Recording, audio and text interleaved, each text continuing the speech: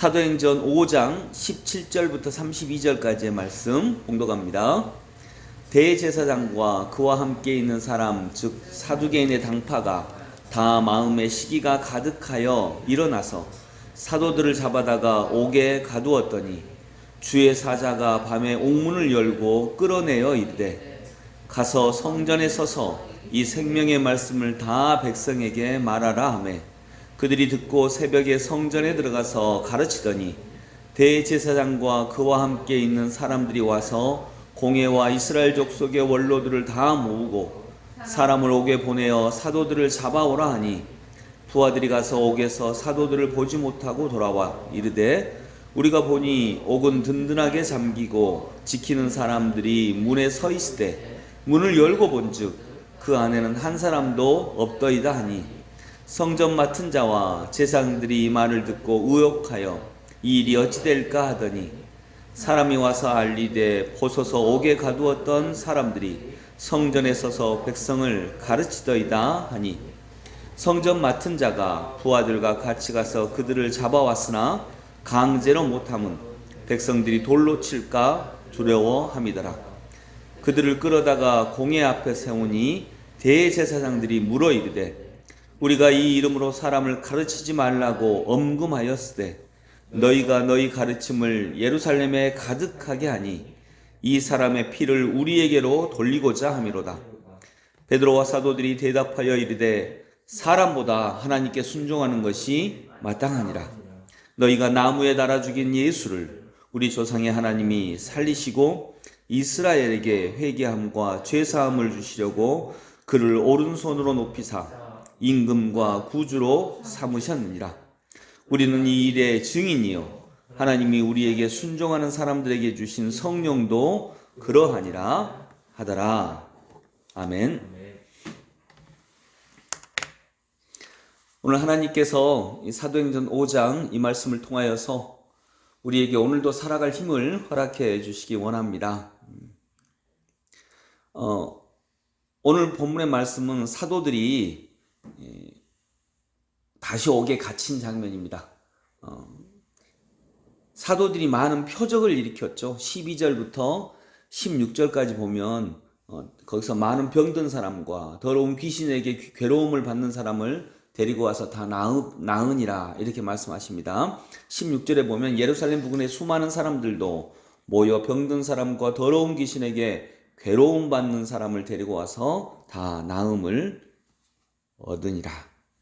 이런 역사가 일어납니다. 여러분,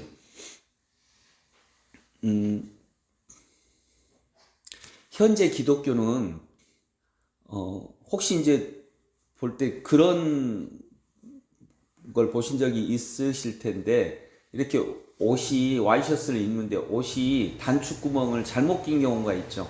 제일 위에 것을 두 번째 이렇게 꼈어요. 거의 다 그런 실수를 나도 해보고 보기도 하셨을 거예요. 그거 보면 그렇게 단추를 잘못 끼운 사람은 나쁜 사람인가요?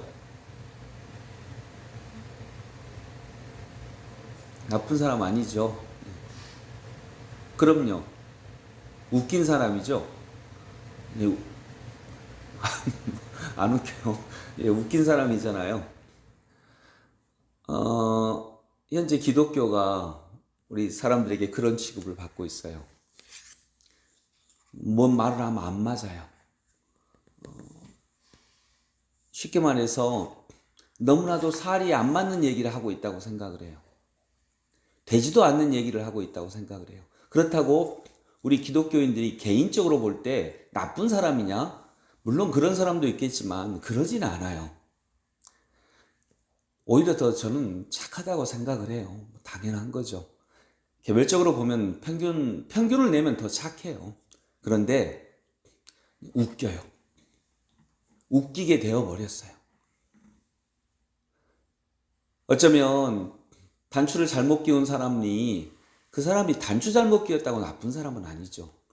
그런데 웃긴 사람이 된 것처럼 기독교가, 한국의 현재 기독교가 사람들이 볼 때에 웃기다는 거죠. 맞지도 않고 현실적이지도 않고. 근데 종교라고 하는 것은 어쩌면 그런 약점이 있어요. 종교는 보이지 않는 세계를 다루기 때문에 약간 그런 면이 있을 수밖에 없거든요. 과학도 제일 처음에는 그랬죠. 해가 지구를 도는 게 아니라 지구가 해를 도는 거야 라고 말할 때 눈으로 볼 때는, 우리 이 눈으로 볼 때는 누가 봐도 해가 도는 거거든요. 그렇기 때문에 안 맞았어요. 그리고 이제 웃기다고 생각을 했죠. 너는 뻔히 보면서도 그러냐. 저거 봐라, 해가 돌잖아 라고 이렇게 생각을 하면서 정말 그런 취급을 받았던 거죠. 근데 과학은 그걸 여러 가지 다른 사항들을 종합해서 과학적으로 해결을 한다면 오늘 사도행전을 통해서 볼 수 있는 우리 신앙이라고 하는 부분이 나아갈 점은 뭐냐면, 지금 우리를 웃기게 보고 있는데 그것을 해소할 수 있는 길은 말이 아니라, 과학은 논리라면 신앙은 말이 아니라 이런 역사들이에요.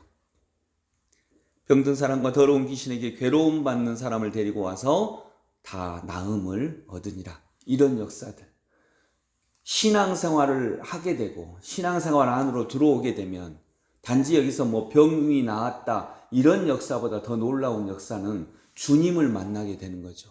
주님을 만나게 된다는 말은 무엇이냐? 나를 사랑하는 사람을 만나게 돼요. 이 세상은 그런 사람 흔치 않거든요. 나를 진심으로 사랑해주는 사람, 그리고 나를 사랑해주는 진리, 내 삶을 풀어주는 진리를 만나게 되는 거죠. 그러하기 때문에 이 사도행전의 역사가 일어나기 위해서는 바로 그렇게 진리를 보여주는, 진리를 살아내는 사람들이 꼭 필요했다라고 하는 것입니다.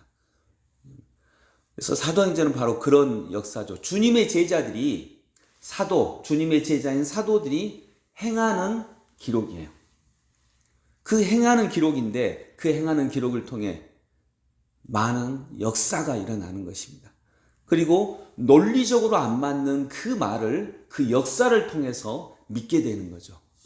교회도 마찬가지입니다. 그래서 우리가 함께 꿈꾸는 것은 삶의 교회 안에서 그런 역사가 일어나고, 또 어제 우리가 잠깐 나누었던 것처럼 어제 제가 의식주와 우리가 살아가는 모든 것들이 성서적이어야 한다라고 말씀을 드렸고, 어제 잠깐 나눴던 것이 이제 하나의 카페 얘기, 그리고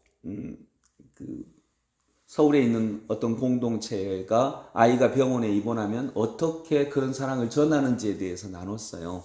저는 우리 교회가 그러한 식으로 정말 사랑을 보여주고 예수 그리스도의 은혜를 보여줄 수 있는 귀한 역사가 일어날 수 있기를 소망합니다. 그래야 정말 확실하게 이 진리가 드러나는, 그리고 사람들이 그 따르는 귀한 역사가 일어나게 될 줄로 믿습니다. 32절 말씀 한번 같이 읽고 기도하겠습니다. 우리는 이 일의 증인이요 하나님이 자기에게 순종하는 사람들에게 주신 성령도 그러하니라 하더라. 우리는 이 일의 증인입니다. 예수님의 말씀의 증인입니다. 그 말씀을 살아내는, 우리 개인적으로만이 아니라 더 귀하게는 그 말씀을 살아내는 예수 공동체로 우리가 거듭날 수 있는 교회가 되기를 소망합니다. 기도하겠습니다. 고맙고 감사하신 주님, 오늘도 예수 그리스도의 말씀과 진리를 살아내는 저희들 되게 하여 주옵소서. 주의 진리는 겉으로 볼 때에는 정말 진리처럼, 이 세상을 살아내기에 적당하지 않는 것처럼 보이기에 그것을 실제로 살아내는 사람이 필요한 줄로 믿사오니 그런 은혜를 저희에게 허락하여 주옵소서. 예수님의 이름으로 기도드립니다. 아멘.